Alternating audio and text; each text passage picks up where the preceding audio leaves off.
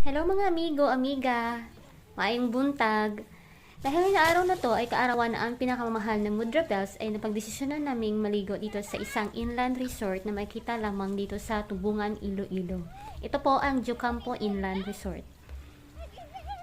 First, magbanlaw muna tayo ng ating mga katawan bago tayo lumublob doon sa swimming pool.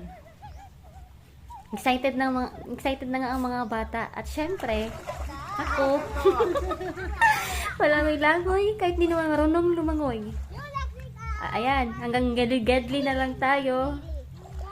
Kasi wala tayong talent doon. Ito pala yung view ng aming pinuntahan na inland resort. Very peaceful.